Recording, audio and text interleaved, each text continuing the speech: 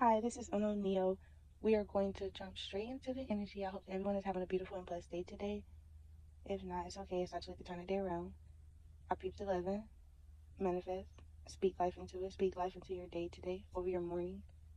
I kind of wanted to get into the topic of spirituality and religious type of controversial topics, if that makes sense. One thing that I have noticed in peep over the time frame of me growing and understanding myself as a spiritual being outside of the physical body, if that makes sense, because we have the physical body and then we have the spiritual, right?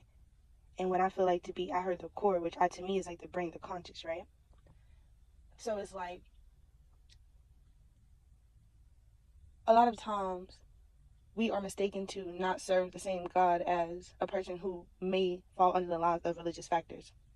And I just really would like people to understand the in depth of that duality works in all ways of life. There is no one that is in a religious group or form that has an entirely solely good basic like energy frequency when it comes to everyone serving that one particular God that they claim to serve, right? You have good religious people, you have bad religious people, you have people who abuse their authority and abuse their power, and you have people who use it for good and understand the power in the energy and what's the real purpose of it being there to serve, if that makes sense.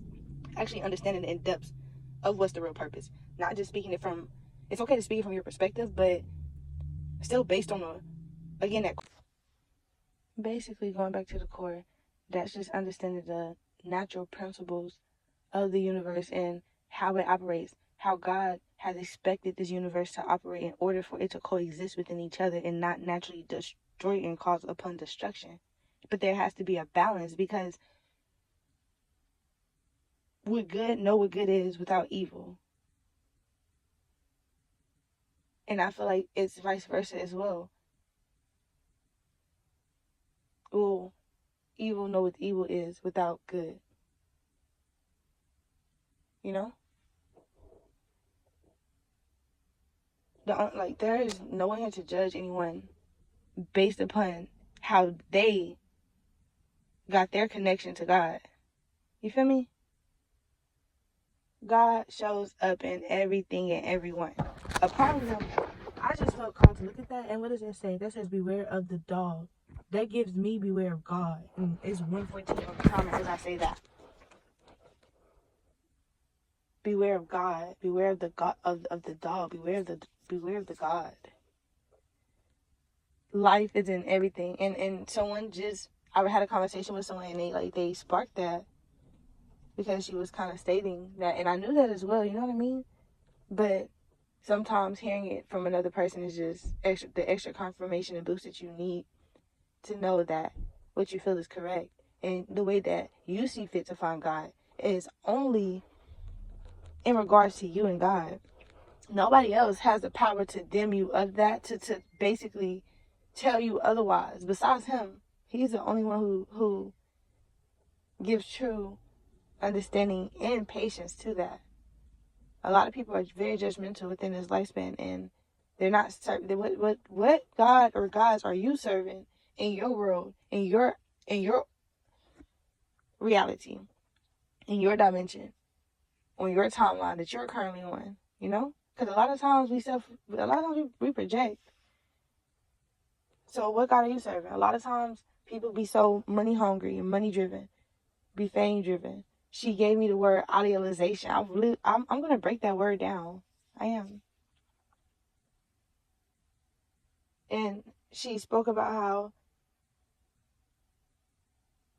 basically anything that you idealize before God, he will take. And a lot of times we wonder why relationships are getting stripped from us and things are being stripped from us. And the whole time we ain't even focused for real.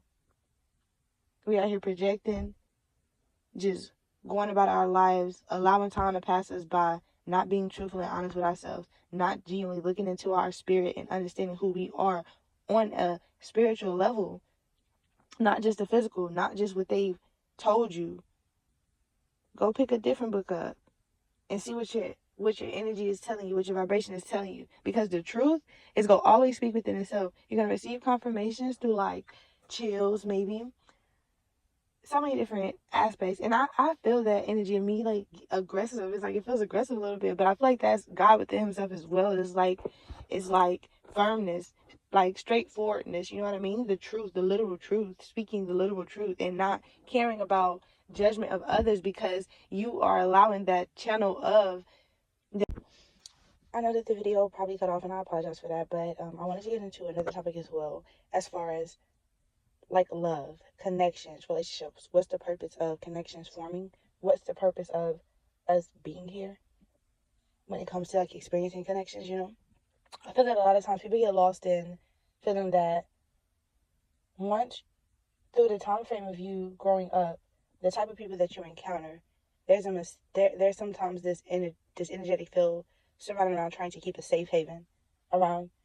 It's like the energy of wanting to keep a safe haven around your connections, because you're not comfortable with experiencing newer connections, or you're not comfortable with the ideal of releasing older connections when needed. And a lot of times we tend to hold on to connections that God has been telling us to let go of. We're holding on to connections that we ourselves have been telling us to let go of. You know what I mean? We're very hyper aware of it. You're very hyper aware of the karmic energy surrounding around a certain connection. You're very hyper aware when your spirit is telling you to leave someone alone. When your spirit is telling you to get away from someone. When your spirit is telling you that this person is dragging me to my lowest version of my hell. And a lot of times people feel that because of the fact that you grew up around certain connections, that you're supposed to keep these connections. A lot of times our most sacred families are the ones who we haven't even met yet, who we have yet to encounter on our journeys. A lot of times the most important people within our lifespans, the most important people that's going to play a part within our future, we haven't even met yet. And a lot of times, because of the fact that you've been holding on to your past for so long, you've been holding on to all of the traumatic connections, all of the karmic connections. And when I mean by karmic, I mean karmic energy, allowing yourself to continue and stay in a stuck cycle, keeping yourself in a loop for the pleasure of experiencing a certain person. And a lot of times we do this for years. We give years of our lives to someone who God Ben showed you the signs, and so God stopped showing you the signs. But the way that my throat chakra almost wanted to close up is like he never stopped showing the signs. In all honesty, that was wrong. That wasn't correct for me to say that. He never stopped showing the signs. But a lot of times we stop paying attention, or we slip ourselves to where we vibrate so low to where we don't see them, or we ignore them. And so now you're so hurt and traumatized from not releasing these connections that you're bleeding onto all of your sacred connections, all of the connections that are meant to heal you and meant to bring you to a certain level of your life. But there's the trickery about it. Because of the fact that they were always meant to do that, they are going to do that. Does that make sense? And when it comes to actual connections, they're here to serve the purpose of teaching us things. Whether those are good lessons, bad lessons, or a mixture of both. We are here to learn from each other. Every single person is supposed to take back something for themselves. Not to look at the connection and judge the connection, or judge the opposite person of who you are experiencing. Figure out what it is. It's like understanding and learning a lesson when it presents itself to you. To know, again, what exactly are you supposed to bring forth from that connection into your life? What things are you supposed to learn? A lot of times we're too fixated on judging the person that enters our life and what they lack, and where they lack at, and the ability to be able to accommodate us on our journey. But we're not paying attention to why was this person brought in my life? Who are they? What purpose are they meant to serve? You should ask that question with every single person that enters your life. You should ask that question with every past person that you've ever experienced as well. You should go to God for clarity for your relationships. Don't rely on yourself. Don't rely on your own intuition. Rely on your own intuition. I'm sorry. Actually, maybe I said that for a reason. Sometimes we can be led astray by negative entities and stuff like that, and demonic spirits and stuff. So it's like, be very mindful when it comes to your connections, when it comes to experiencing, when it comes to the reality of what the connection serves. Know when somebody has demons on them. Know when somebody has ill intentions for you, and when a person genuinely don't want to see you happy. That's not cute. When you have these toxic type of relationships where a person don't want to let you go, where a person don't want to see you move on, and a person can't treat you right, what type of crap is that? You can't treat me right, and you don't want me to move on either. And I'm really only right now. This is like channel energy. So it's almost like maybe I'm taking on your energy a little bit here. Maybe this is how you feel now when it comes to like a lot of your connections, or it's like you're coming to the realization of this.